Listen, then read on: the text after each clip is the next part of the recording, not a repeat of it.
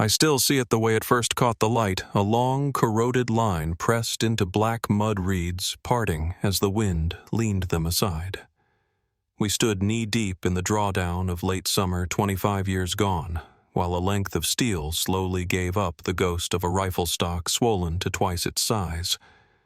No words, just the wet suction of the marsh releasing what it had held like a secret. Tell me where you're listening from and tap subscribe if you think every buried truth deserves daylight. Most mornings in early October, Ashwood moves on a small-town clock you can set by the sound of doors and the smell of coffee. My bait shop opens at 6:30 a.m. because the older fellas like their minnows before sunrise and because walleye don't wait for late risers. The air out front hangs at about 40 degrees that time of year breath, white in the porch light, the bell over the door jingling whenever somebody stomps in with cold boots and lake stories. The county road runs past in a slow, steady hush. Farm trucks heading east, school buses drifting by at 7 headlights, paling out as daylight finally gets a grip. Before everything shifted, the days felt honest and predictable, a quick sweep of sawdust off the rubber mats. The coffee that burns a little if you forget to jiggle the pot, and the familiar faces that come in with exact change and the same jokes. I'd retired from the warden's office the winter before, hung my old service jacket on a hook behind the counter, and promised myself an easier pace. It's funny how a slower life can make every small sound louder. The snap of a minnow bucket lid, the radio static, the plunk of coins in the tip jar my niece painted with perch scales. James was a regular at the door, not because he needed help, he could have run the shop better than me if he wanted, but because routine suited him. He'd push the door open with his shoulder pat the dog if he had Scout in the truck and touch 2 fingers to the brim of the same orange cap he'd had for years. He spoke plain spent carefully and filed every receipt into a wallet organized like a tackle tray.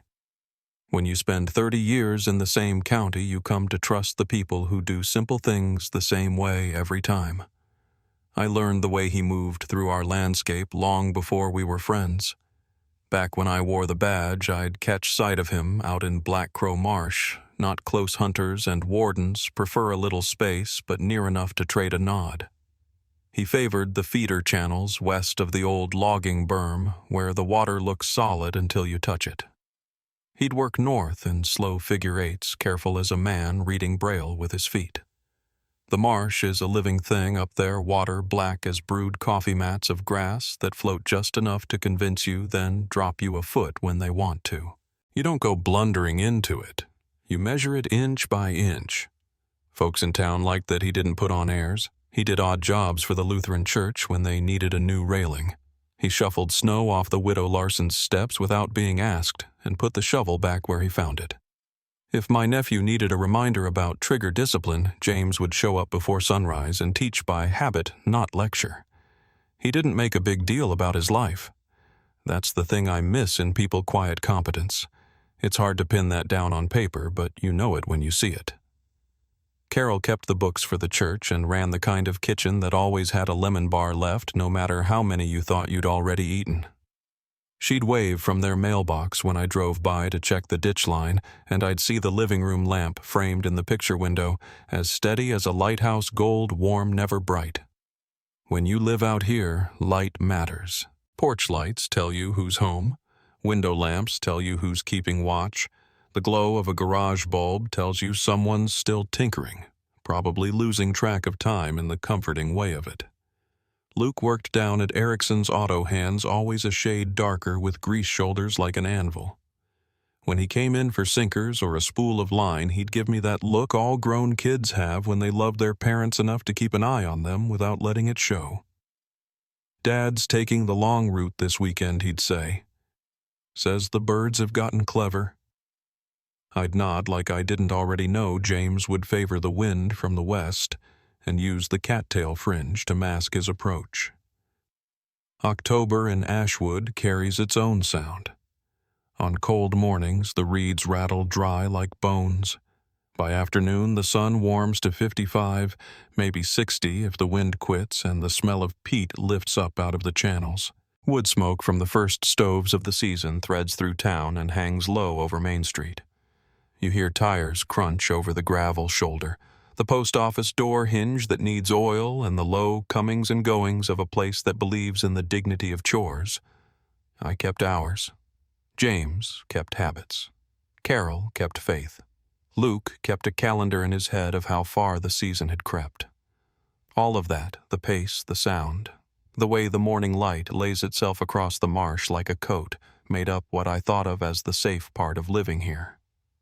Safety isn't the absence of danger. It's the presence of patterns, and our patterns were sound. On Wednesdays, the church van idled at 8:10 sharp.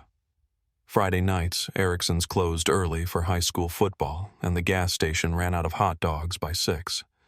If you wanted to find anyone you didn't call, you knew where they'd be. A few days before the season's second split, James came by with Scout. The dog rode back, mouth open in that smiling way retrievers have breath fogging the truck window. James asked for oil for his bolt and a new cloth, the soft kind that doesn't leave lint. He set his wallet on the counter and tapped it twice while I bagged up a little squeeze bottle and a rag cut from a good shirt. The bell over the door jingled as he left, and he paused just long enough to look at the sky as if measuring the color of it. "North wind by morning," he said. I looked up too, felt the flat cold breath come off the wetlands even from town, and agreed.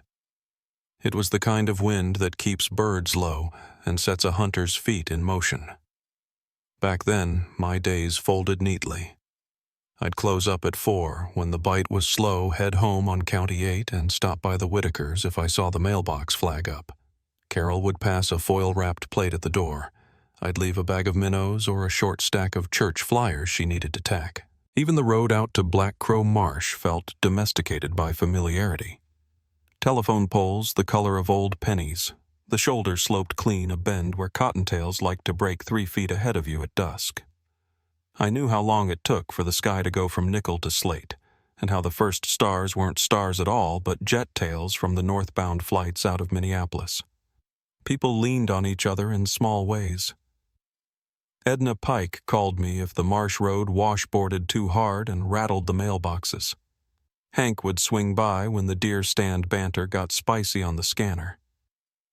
Sheriff Jensen kept her radio low when she came in for coffee volume, just high enough to remind herself the county was still breathing.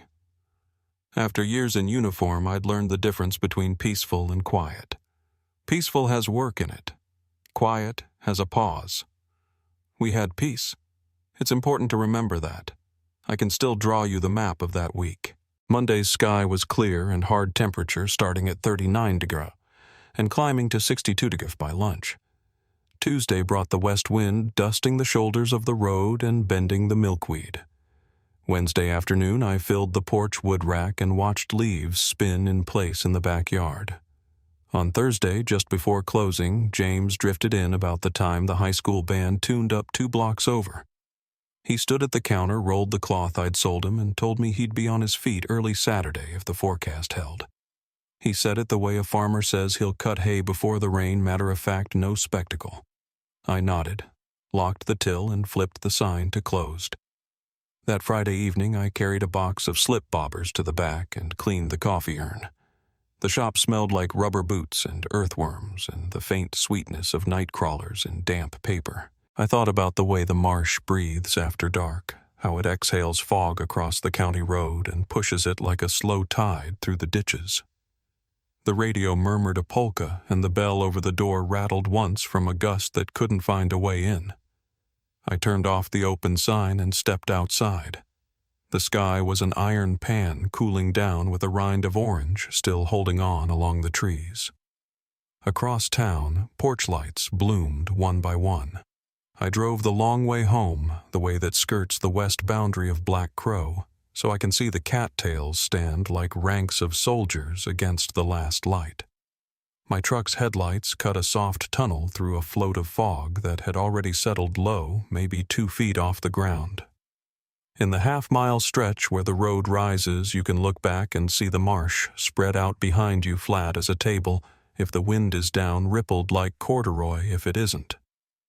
That evening it lay still, and the stillness sat on me in a way I didn't name at the time. I passed the Whitakers' driveway at 7:10, and the porch lamp clicked on with the little delay those motion sensors have, the kind that thinks about it a beat before making up its mind.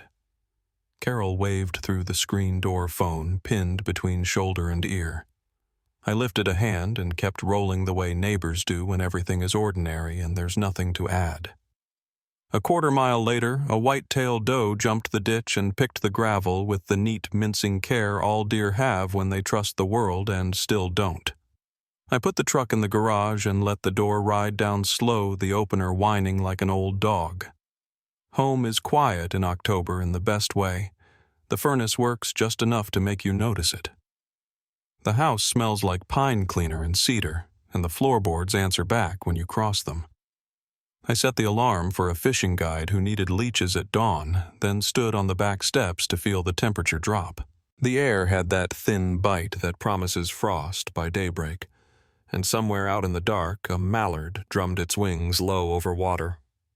I thought of James oiling his bolt and laying his gear just so thermal underlayers folded on the chair socks rolled the cap hooked on the doorknob. People like him don't set alarms. Their bodies do it for them. Later I sat in the chair by the front window and watched County 8 empty out. Tail lights skimmed the curve and disappeared. A farm truck went past with a bale fork clanking in time with the expansion joints. From where I sat I could see their mailbox and the amber cone of the Whitakers' porch light against the driveway. In my line of work, both the old one and the new light has always been my second language. You learn to read what it says. Around 9:30, after the local news ran through frost warnings and a crowd shot from the football game, the house settled into its nightly creaks. I turned off the television and listened. The town was doing what towns do, powering down in layers. A yard light clicked off 2 houses over. Somewhere a dog barked twice and then remembered the rules. The refrigerator hummed and quit. I was halfway to sleep before a small thing pinned me to wakefulness again. The steady line of the Whitakers' porch light didn't falter when the motion sensor should have cycled. It just burned a constant candle as if no one had passed beneath it to set it right. I didn't think much of it then. Lights stick. Sensors get stubborn in the cold. People fall asleep on the couch and forget the small things. I breathed in, breathed out, and told myself I'd drop Carol a note in the morning if it was still on. The clock slid past 10. The wind shifted a degree and put a ripple in the maple. An empty county road held its silence like a bowl, and somewhere beyond the curve, beyond the neat cut of the ditch and the line of fence posts, the cattails rustled once and went still. Out on the west road, a pair of headlights should have rounded the bend by then fading in, rising along the shallow grade and crossing that narrow bar of light on my living room wall the way they always did on a Friday. They didn't. The street held its dark, and the porch lamp across the way kept burning longer than it ever had reason to. By the next morning, the light still burned on the Whitakers' porch. I remember standing at my kitchen window holding a mug that had long gone cold, watching the fog unroll across County 8. The marsh breathes like a living thing at dawn, slow, wet, deliberate. I told myself the lamp meant nothing, just a sensor stuck again, but the feeling in my chest said otherwise. At 6:15, Carol called. Her voice was steady but too quick, like she was forcing the words out before they turned into something else. "Dan, he should have been back by now," she said. "He was supposed to check in when the sun came up." I could hear the clink of her keys. Scout whining in the background. I told her to stay home, that I'd drive out to the trailhead. I didn't grab breakfast, just my coat flashlight and the same thermos I'd kept from my warden days. The road to Black Crow Marsh was soft with fog, the edges of it curling off the cattails like smoke. When I reached the parking area, James's pickup sat exactly where it should have been, lined up with the old birch at the edge of the gravel windows, fogged from the night chill. The doors were locked. His gear was gone from the seat, and the dash clock blinked 6:47 a.m. I knocked on the hood like an old reflex, half expecting him to step out of the reeds, grinning, asking what the fuss was about. But the marsh gave nothing back, no sound but a crow somewhere deep in the trees and the slow drip of water off the fenders. The ground along the access trail was packed down from last week's hunters, hard to read. I crouched, hoping for a fresh print from his boots or scout's pads. All I saw were blurred edges soaked through from dew. By 7:30, Carol had come down anyway, ignoring my advice. She had a flashlight, a scarf over her hair, and that look people get when they're trying to balance fear with purpose. She pointed to the spot where Scout had returned last night, mud on his chest, burrs on his ears. "He came from that way," she said, nodding toward the western bank. I didn't argue. We called Sheriff Jensen, who arrived just before 8 with Deputy Rios and 2 volunteers. Marla had been my partner on a few rough searches back in the day. She didn't waste time. "No tracks, no gear, no sign of a struggle," she said after a slow circle around the truck. "We'll get dogs out here before noon." By mid-morning, the fog thinned into strips and the helicopters arrived from Grand Forks. Their rotors stirred the reeds into nervous ripples, and the sunlight flashed off the water in blinding streaks. Search teams began moving in grids, shoulder-to-shoulder poles, probing the muck every few feet. I took the south edge, the line where the marsh meets the tree line. The mud there is deceptive thin crust on top, sucking black below. After a few steps, you feel the weight of the place like it's asking what you think you're doing there. Carol waited near the vehicles, hands jammed in her pockets, watching the horizon.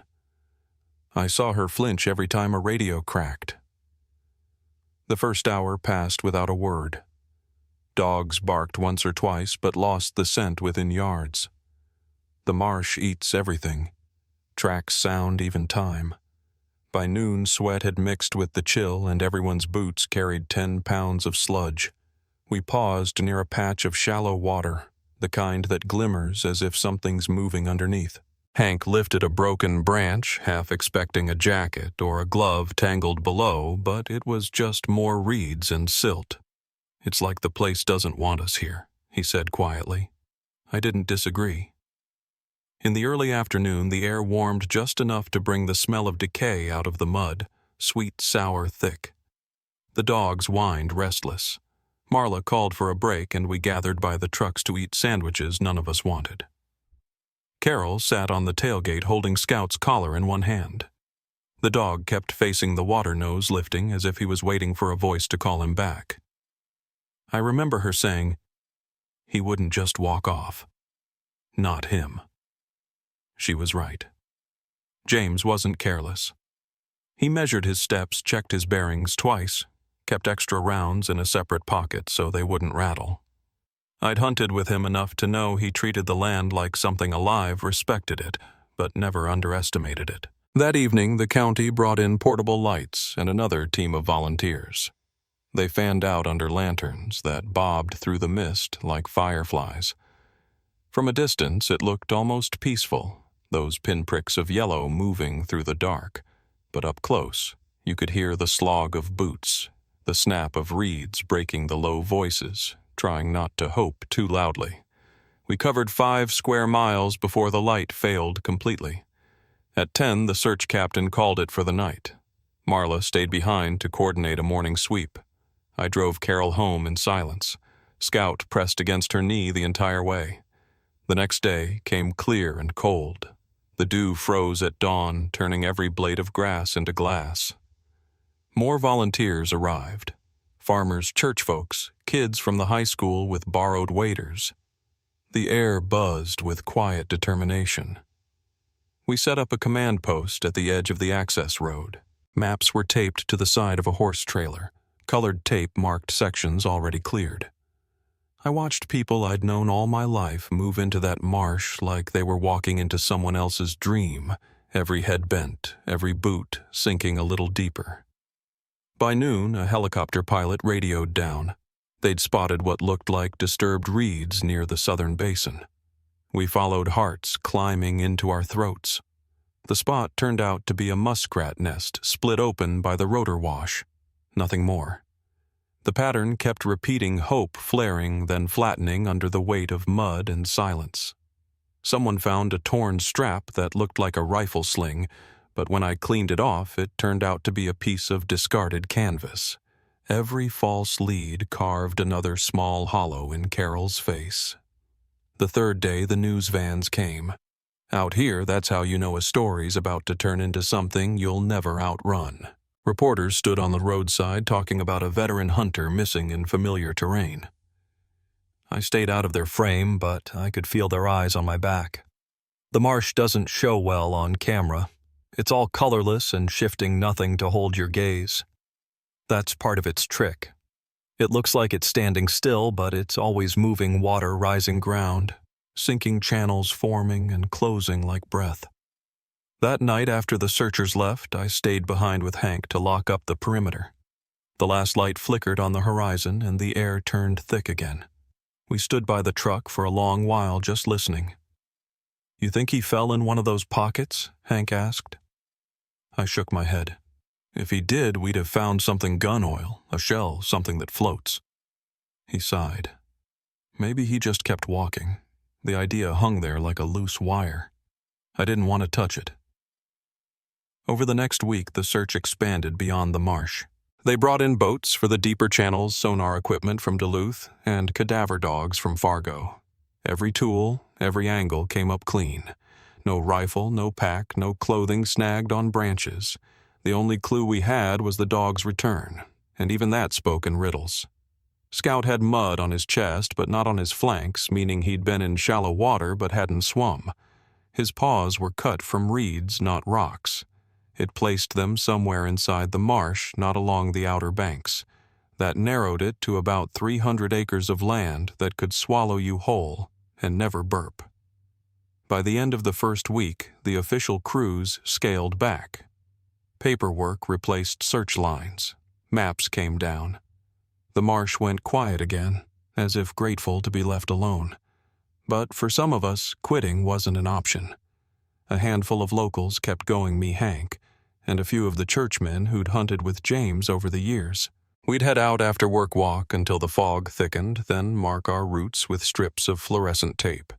Every few days I'd find one of those strips tangled in new growth, half dissolved by moisture like the land was digesting even our best efforts. Carol came to the edge some evenings bringing coffee and a thermos, not saying much. She'd watch the reeds sway and listen to the low chatter of frogs. Once she said softly, "He always said the marsh was honest. You just had to listen." I didn't know what to say to that. Sometimes honesty looks a lot like indifference. 2 weeks passed, then 3. The county listed the case as open but inactive. The report said, "No evidence of foul play. Presumed accidental disappearance." On paper, that looked neat. In real life, it meant nothing. The truck stayed parked at the impound lot untouched. The rifle, the bag, the man himself gone. When I think back to that period, what I remember most isn't panic or confusion, it's the quiet. After the first week, the marsh reclaimed its rhythm. The frogs sang again. The cattails mended themselves. The tape we left behind vanished. On cold mornings, mist crawled back over the water like a blanket. The whole place acted as if nothing had happened. By late November, the air smelled of ice, and the last searchers stopped coming. I went out alone one final time before the freeze, wading through the shallows until my legs went numb. The light was low, that dull pewter glow that comes before snow. I found nothing. No trace of him, no sign of struggle, just the faint impression of a man's absence stamped into the land. When I turned back toward the trail, the sky was the color of lead, and the first flakes were already falling. I remember thinking that by morning, even my footprints would be gone. Back in town, Carol stopped by the shop once or twice a week. She'd ask if the sheriff had called, if anyone had found anything, if I'd heard a rumor worth chasing. I always told her the same thing, not yet. Some nights when business was slow, I'd drive out to the marsh just to sit by the road. I'd roll down the window and listen to the frogs and the wind. Sometimes I'd imagine I heard a shot echo far off, though logic said it was just the crack of ice shifting on the pond. Winter pressed in hard that year. Temperatures dropped to 10 below, and the marsh turned to iron. By January, the talk around town had softened into the tone people use when they don't expect answers anymore. Kids whispered about the ghost of the hunter. Old-timers avoided the topic entirely. For Carol and Luke, every holiday came with a missing seat and no grave to visit. The dog grew restless, pacing the porch at dusk, whining at sounds only he seemed to recognize. By spring, the sheriff's office boxed up the case materials and moved them to storage. I asked Marla what that meant for the file. She looked at me tired and said, "It means we wait. Waiting is its own kind of burial." Still, the marsh didn't forget. Some evenings, when the wind shifts right, it carries the smell of oil and leather just a trace, like something caught between memory and air. I don't put much stock in superstition, but there are moments when I feel him out there, close but unreachable, like he's standing just beyond the line where the cattails meet the water. That summer, kids fishing along the drainage ditch found a strip of faded tape wrapped around a stick, one of ours from the early search. I held it between my fingers, felt the brittle texture, and realized how easily time erases proof of effort. Maybe that's what the marsh does best. It takes what you give it and folds it into itself until it feels like it was never there at all. Even now, when I walk the perimeter, I see how it changes the channels that close the ones that open overnight. It's a living thing, unpredictable, proud in its secrecy. Somewhere in that expanse between the reeds and the black water, the truth is resting. Whether it rises again or not is up to the land. When dusk comes, the frogs start their slow chorus, and the horizon dims into the same color it held that first night. I stand by the truck flashlight dangling in my hand, and I feel the same quiet weight settle over everything. The same silence that began the moment Scout came home alone. Tonight it feels heavier, as if the marsh is breathing just beneath the surface, waiting for me to listen again. The marsh changes color in spring. That year the thaw came late and the ice broke in slabs that sounded like glass shattering somewhere far away. I remember standing on the embankment, watching it peel apart, dark water sliding underneath slow as oil, and thinking how easily a place could erase a man if it wanted to. The county had already closed the file by then, but nobody in Ashwood really believed it was over. Every so often a stranger would come into the shop, ask about the hunter who went missing, and I'd have to decide whether to tell them the facts or just shake my head and say, "The land keeps what it takes." Usually I chose the second. For those of us who lived here, the story never stopped. Rumors filled the air like gnats. Folks said maybe James had wandered north, lost his bearings, and crossed into the old drainage where the peat runs 20 feet deep. Others whispered about an argument gone bad, someone else in the marsh that morning, someone who didn't want to be found. None of it fit what I knew. James wasn't careless, and he didn't have enemies. But even I couldn't explain how a man could vanish so cleanly, not a single piece of him left to mark the struggle. One afternoon, about 6 months after the disappearance, Sheriff Jensen came by my shop. She still carried that calm she used to keep a room steady, but her eyes were tired red at the edges. "We're reopening it for review," she said. "Just to make sure we didn't miss anything." She spread out a folder on the counter, maps, grid notes, search reports. I'd seen most of it before, but the paper had yellowed, and the pencil marks looked faint, like they'd been swallowed by time, too. "You want my opinion?" I asked. She nodded. "Then don't look for answers in paperwork. Go talk to the marsh again." We did. A handful of us, me, Hank, and a couple of younger deputies took a flatboat into the center basin where the channels tangle like veins. The water sat higher than it had the year before, slick and black under the reeds. You could hear the life moving underneath frogs' minnows, the slow creak of roots letting go. We probed the bottom with poles, measured depth, noted pockets of silt that pulled too hard. The air smelled of decay, but also something sweeter, almost metallic. It reminded me of old gun oil.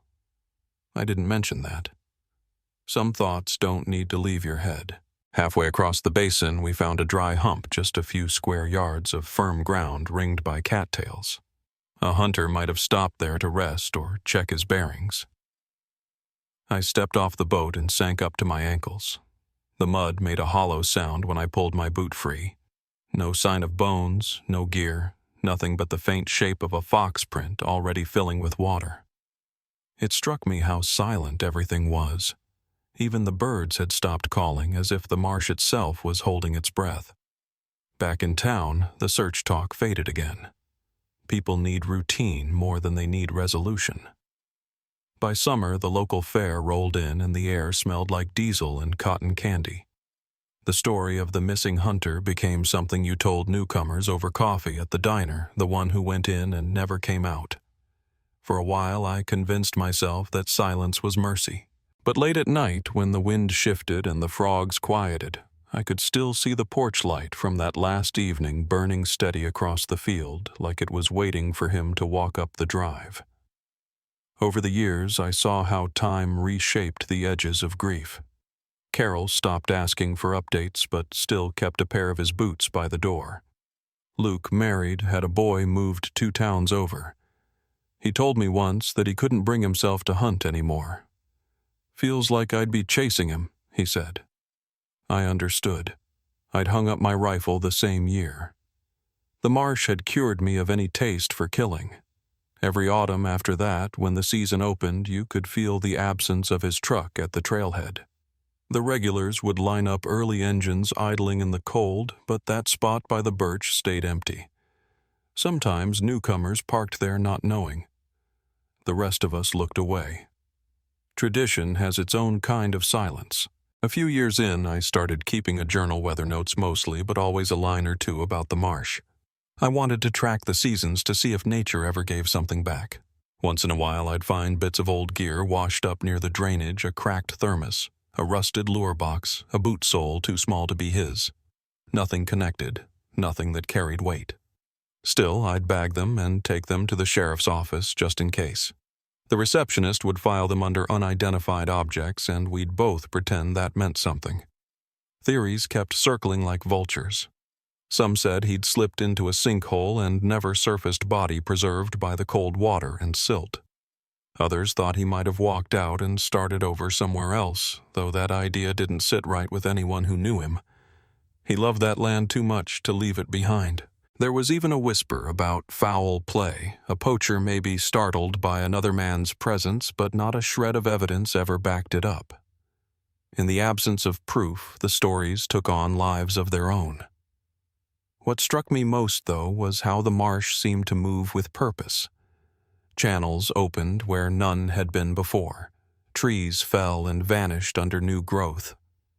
Places I'd marked with tape one year were gone the next. It was as if the land itself was shifting to protect its secret. Once, after a heavy storm, I found a new inlet cut clean through the west bank. The current there was strong enough to drag down a grown man in seconds. Standing over it, I realized how easy it would be to lose everything gear, body, even memory, in that black water.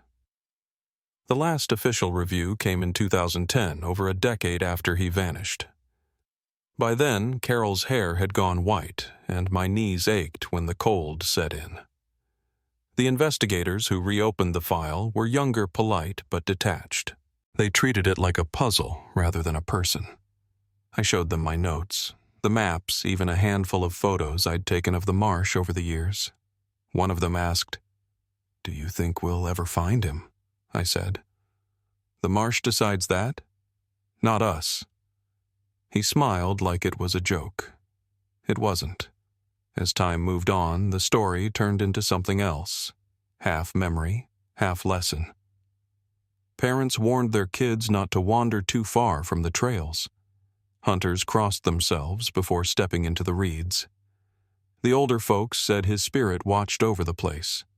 I didn't believe in ghosts, but I understood why they needed to.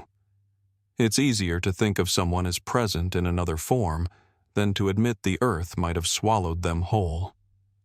By the mid-2000s, drought hit the county hard. Lakes shrank, creeks turned to trickles, and even the marsh started showing its bones. One August morning, I walked the perimeter and noticed the water line had dropped nearly a foot. Mud flats stretched out where cattails once stood thick. The air was heavy with the smell of rot and old vegetation. I thought maybe, just maybe, the land might finally loosen its grip. I came back every week that summer hoping the water would give up something, a belt buckle, a bone, anything, but each time I left empty-handed.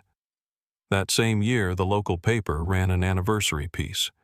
They printed a photo of James taken a few weeks before he disappeared, him standing beside his truck hat brim, low scout, sitting proud at his knee.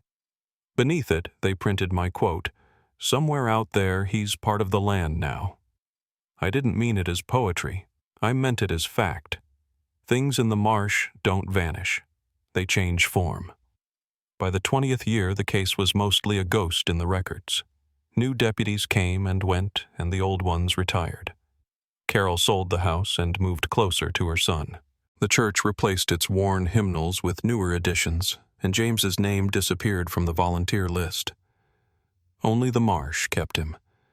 Every time I walked out there, I could feel him in the quiet spots, the ones where the wind dies and the world holds still for a breath too long. Then came the summer of 2024, the driest in my memory. The rivers thinned, the soil cracked, and the marsh shrank back on itself until it looked almost bare. Locals said it hadn't been that low in 50 years. For the first time since the search, I could see ground that had always been under water, mounds of peat, half-buried logs, patches of clay so black they looked like oil slicks. I didn't know it then, but the marsh was getting ready to speak. That August, a group of younger hunters came through my shop, kids, really early 30s, maybe, asking about good spots for teal. I told them the East Basin was safer, but they were drawn to the mystery. A week later, one of them stopped by again, pale and quiet. He said they'd been scouting along the South Channel when they saw something glinting near the roots of an old willow. Looked like metal, he said. Didn't want to touch it. His voice trembled a little, not from fear, more from the weight of what he suspected. I told him to mark the spot and call the sheriff before the next rain changed anything. That night I couldn't sleep. I sat at my kitchen table with the map spread out, tracing the same lines I'd traced for 25 years. The willow he'd mentioned stood maybe 100 yards from the dry hump we'd checked that first spring. I knew every inch of that place. I also knew the marsh never gives up what it doesn't want to. Still, something in my gut told me the long silence was about to break. The next morning, I drove out there before dawn. Mist clung low to the ground, the reeds whispering against each other in the faint wind. The water level had fallen another inch overnight, leaving the mud slick and shining under the first light. When I reached the willow, I saw it just a flash of dull silver, half buried in the muck, a thin line that could have been a pipe or a root. I crouched, brushed the surface with my glove, and felt the cold edge of steel. For a long moment, I just stayed there, heart beating slow, the morning silent except for the soft hiss of insects. I didn't dig. I knew better than to disturb what the marsh was finally willing to show. I just stood up, backed away, and called Marla. She arrived within the hour, same steady posture, though her hair had gone gray at the temples. She looked at the spot, then at me, and said, "After all this time," I nodded. Neither of us spoke again. The deputies set up a perimeter cordoned off the area and began the slow work of excavation. As I watched them kneel in the mud, their gloves slick with black water, I realized how quiet the marsh had become. Even the birds were holding still as if the place was listening. They worked carefully, inch by inch, until the shape became clear, a barrel, a trigger guard, and the faint curve of a wooden stock warped by water. I felt the breath go out of me not from shock, but from recognition. I'd oiled that rifle for him once, years ago. I knew its weight, its balance, the way the walnut gleamed in sunlight. Now it lay ruined and colorless, half-eaten by rust, a relic of what used to be. Someone said it looked like a 3006 bolt action. I said softly, "It is." That was the first thing the Marsh had given us in 25 years. A single piece of metal and wood, nothing else. No bag, no boots, no bone. Just that rifle, quiet as the day it went missing. Standing there in the mud, watching them lift it free, I couldn't tell if the land was confessing or taunting us. The truth, I think, was somewhere in between. The Marsh hadn't forgotten, it had just waited until we were ready to listen again. And as they laid the rifle on the tarp, the water around our boots rippled.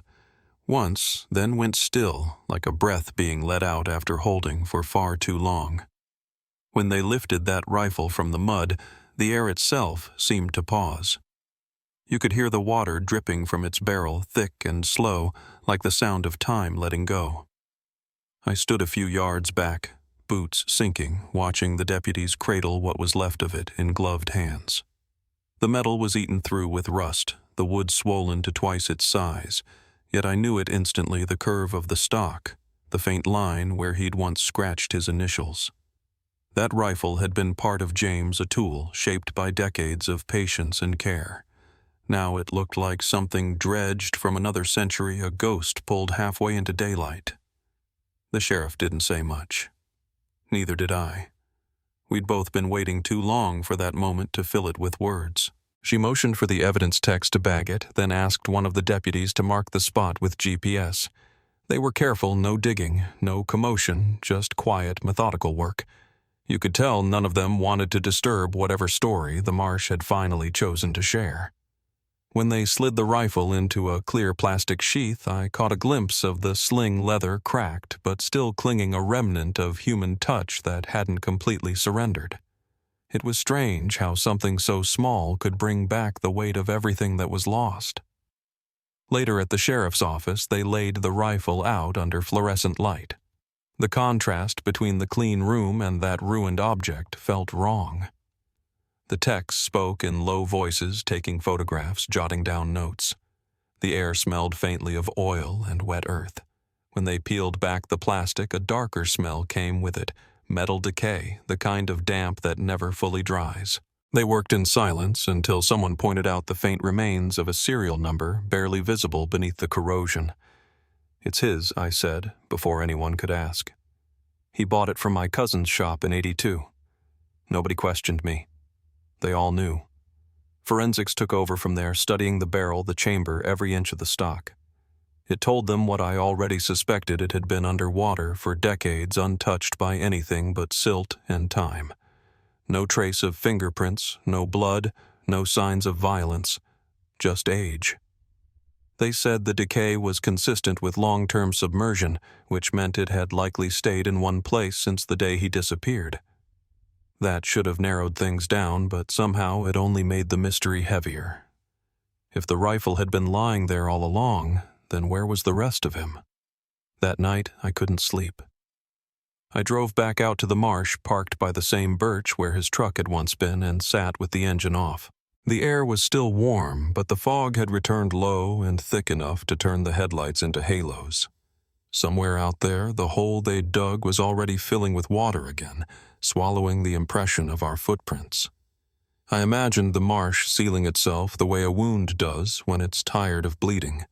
It was easy to believe the place was alive in its own way, not cruel, just private.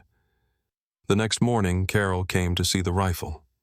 She'd aged in a way that grief makes inevitable thinner, quieter, her face more memory than motion.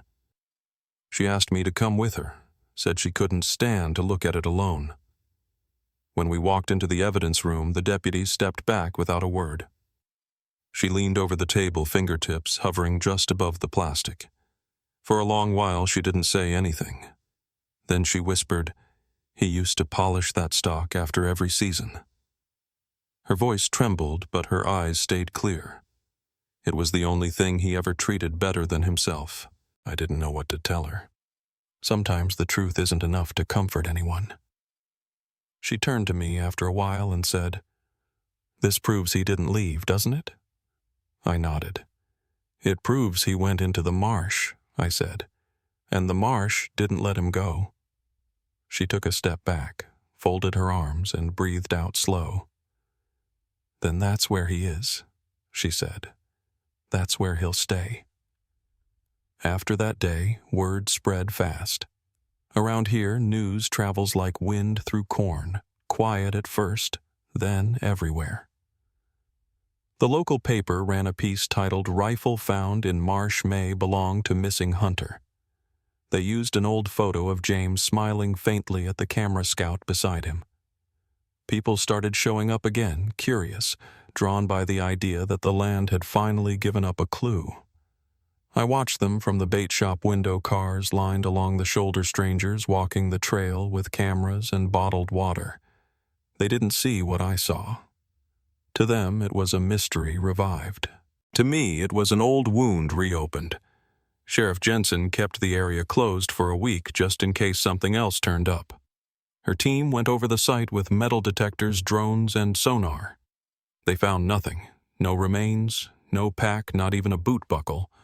The marsh had surrendered one thing, and only one. When the search wrapped, Marla came to see me at the shop. She leaned on the counter, eyes shadowed. "That rifle changes the file," she said, "but it doesn't solve it. I told her it wasn't supposed to." She smiled faintly, the kind of smile that carries exhaustion more than hope. "You always said the marsh would speak when it was ready," she said. "Guess it just whispered." In the weeks that followed, the discovery took on its own life. Folks in town debated what it meant, whether the rifle marked the place where he fell or had drifted there later. Some said he'd been pulled under and buried in silt so thick it might take another 50 years to find him. Others thought maybe he'd tried to climb free, tossed the rifle aside to lighten his load, and vanished a few yards away. I listened to every theory, but none satisfied me. Truth has a texture to it, and none of those versions felt right against my skin. I went back one evening just before dusk when the light falls soft and gold across the cattails. The water had dropped another inch, and the mud was cracked like old parchment. I walked out to the willow, the same one where we'd found the rifle, and stood there a long time. The sound of insects filled the air, steady and familiar. Somewhere behind me, a heron lifted off its wings, slicing the silence in half. I thought about the weight of that rifle in his hands, the way it had once defined his steadiness. Out here, he'd always been sure of himself, every step measured, every breath deliberate. That's why his disappearance never sat right. People like him don't just vanish. They go down fighting.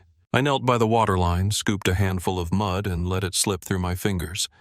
It smelled like iron and rain. I found myself talking out loud before I realized it. "If you're still out here, Jim," I said quietly, "you can rest now. We found enough to know you stayed." The marsh answered in its own language, just a ripple across the surface, the faint slap of water against the roots.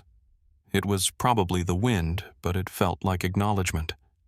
When I stood, I saw something that stopped me, a faint depression in the mud a few feet from where the rifle had been pulled. Nothing definite, just an uneven patch, circular, like the imprint of a knee or an elbow, long since filled and emptied again.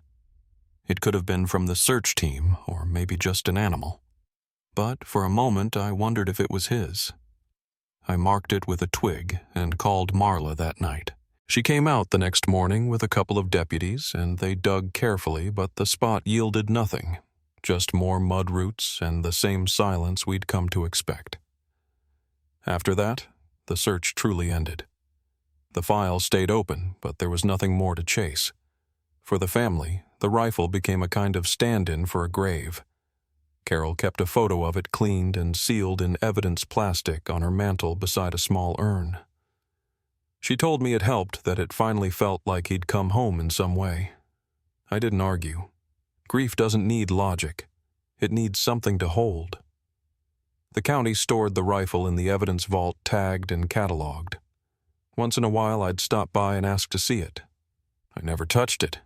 Just stood there looking through the clear case at the object that had anchored an entire town's sorrow. It's strange how a single thing, a piece of steel and wood, can carry the weight of a life. Looking at it, I could almost hear his voice again, calm and steady, telling me to mind the wind direction or keep my powder dry. I could almost see him wiping it down by lamplight, the same way he wiped away the day's worries. Weeks turned into months, and the story settled into quiet again. Hunters went back to the marsh a little more careful, a little more reverent. Some left small tokens at the willow, spent shells, feathers, a flask of bourbon left open to the air. The land accepted each offering without reply. It had already said all it meant to. Then, late that winter, as the first hard freeze cracked the surface again, a new question began to haunt me. If the rifle had rested undisturbed all that time, how close had we come to it back in '99? Did we walk past it in those first frantic days, just a few feet away, blind to what was right under us? I thought of the searchers, the dogs, the helicopters, all that noise and movement, and the rifle lying still, buried in silence. It made me wonder whether we ever really search for answers, or if we just make enough noise to feel less alone in the dark. I still drive out there sometimes. I park at the same bend and sit until the fog thickens. The marsh looks peaceful now, stripped of its menace by familiarity. But every so often, when the light hits the water just right, I see a faint glint near the willow, as if something else waits beneath. I've never gone to check. Some things are meant to stay where they are until the land decides otherwise. The rifle was proof that he'd been there, but it wasn't closure. It was a reminder that the marsh doesn't erase, it remembers. It just keeps its memories deep. And as the seasons turn and the reeds sway like tall ghosts in the wind, I can't help but think that somewhere below in that dark, quiet place, the rest of his story is still waiting to be told. Winter came early that year, the kind that dulls every color down to gray. The marsh froze smooth by December, its channels sealed beneath a crust of ice that cracked and moaned at night. The willow where the rifle was found leaned heavier that season, its roots half buried in frost. I went out there a few times, mostly to see how the place looked under snow. Even with everything that had happened, it was still beautiful in its own severe way, quiet, endless, familiar. But now every inch of it felt inhabited by what we'd lost. The sheriff closed the search in February. The report was brief, just a few lines, evidence recovered, case unresolved. That word unresolved has a particular weight. It doesn't mean forgotten, but it doesn't mean answered either. It's where most real stories end, no matter how long you chase them. For the county, that file went into a drawer. For the rest of us, it stayed open in a different way, the kind that doesn't fit inside paper. I think about Carol more than I expected to. She moved downstate to live near Luke and his family. The last time she visited, we sat by the window at the diner, and she said she was learning to find peace in what little the marsh had given back. "It's strange," she said, stirring her coffee. "You wait half your life for a sign, and when it finally comes, it hurts in the same way silence did." She keeps the photograph of that rifle framed beside her bed. Not because it's comforting, but because it's proof that love doesn't always end with finding sometimes, it just endures in place. Luke's boy started hunting a few years ago. He uses his grandfather's old field knife, the one James kept in the glove box. Luke told me it felt right to put it back to use. He wouldn't want it sitting in a drawer, he said. I didn't argue. There's something about continuity that feels sacred out here, the same fields, the same wind, the same lessons passed down from hands that aren't here to teach them anymore. As for me, I stayed on. The bait shop's still open, though I close it more often now, just to walk the trails. The marsh looks different with age, but then again, so do I. I think what unsettles me most isn't that James vanished. It's how easily the world filled the space where he used to stand. A man can disappear, and life keeps its rhythm. The coffee still brews. The mail still comes, kids still bike past the window at dusk. For a while, that felt wrong, like the land had betrayed him. But over time, I realized maybe that's the point. The marsh isn't cruel or kind. It's just honest. It takes what it takes, and the rest of us have to learn how to keep going. There are nights when I swear I hear him. Not his voice. Not anything that clear, just the soft slide of water through reeds, the faint sound of boots shifting in mud. I tell myself it's the wind. Maybe it is. But there's comfort in believing he never left entirely. Out here, we measure time differently. Every echo lingers longer, every name takes root deeper than you expect. The town doesn't talk about the case much anymore, at least not openly. It's part of our local folklore now. People still slow down near the marsh, still glance at the willow as they drive by. Some bring visitors out there, point to the spot and say, "That's where the hunter was lost." Then they fall quiet, as if realizing that's all they really know. The stories become a kind of warning about respect for land, for weather, for the thin line between confidence and caution. When the drought ended, the marsh swelled again. The willow's roots disappeared back under the water, and the place reclaimed its old shape. Whatever marks we'd left, the dig lines, the flag tape, the footprints, they're gone now. It's as if the land pressed its thumb over the page and smoothed it clean. Sometimes I think that's the only justice nature offers to cover what it can't explain. A few months after the case was officially archived, the sheriff retired. At her send-off, she stood beside the table of coffee urns and thanked her team for their persistence, then looked my way and said, "Some stories never end. They just settle." I knew exactly what she meant. She'd spent half her career chasing ghosts that wouldn't stand still, and now she was handing them back to the living to carry forward. For the anniversary, the county put up a small bronze plaque near the trailhead. It doesn't say much, just his name, the date he disappeared, and a line that reads, "Gone to the marsh, but not forgotten." I was the one who suggested those words. Not because they sounded poetic, but because they told the truth without pretending to know more than we do. Every year, folks leave something beneath it, a feather, a fishing lure, sometimes a photograph. The offerings change, but the silence around them stays the same. This past summer marked 25 years since that morning. The paper printed a short column, and the local station aired a minute-long piece. I watched it alone in the shop. The anchor's voice was gentle, but the story still felt raw. When they showed the old photo of James, him smiling in that way people do when they don't know they're being remembered, I had to step outside for air. The night smelled like rain. Crickets hummed in the ditches. Across the road, the horizon flickered with lightning too far away to hear. I don't believe in hauntings the way movies tell them, but I do believe in echoes, things that stay even after their source is gone. The marsh holds his echo. So does Carol. So do I. We just carry it differently now. What once felt like a wound has become more like a landmark, something that defines where you've been. When people ask if I think we'll ever find the rest of him, I tell them the same thing I told the sheriff: we already have what the marsh was willing to give. The rest belongs to time. Sometimes I picture him out there the way he was that last morning, cap pulled, low rifle on his shoulder, moving steady through the mist. I like to think he reached a place where the water finally turned solid beneath his boots, where the fog lifted and he could see clear across the horizon. Maybe he stopped for a moment, listening to the same birds that still circle the marsh each dawn. Maybe he looked back once, not out of fear, but to make sure someone would remember the way. If there's one thing these years have taught me, it's that memory isn't about holding on, it's about carrying forward. Every story we tell keeps someone's light burning a little longer against the dark. That's why I still speak his name.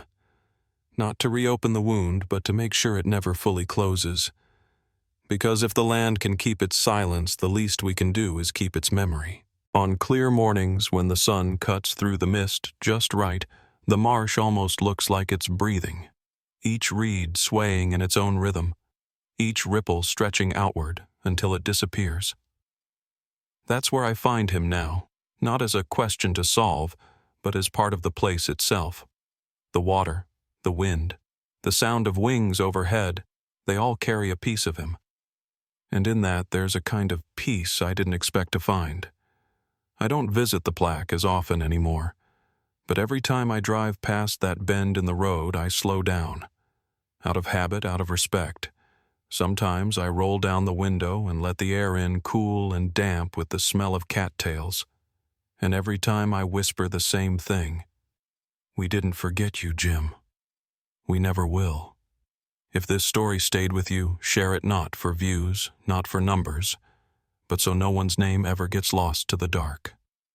Because somewhere out there in the stillness of a place that remembers more than we can bear, the water is keeping its promise, and it's listening.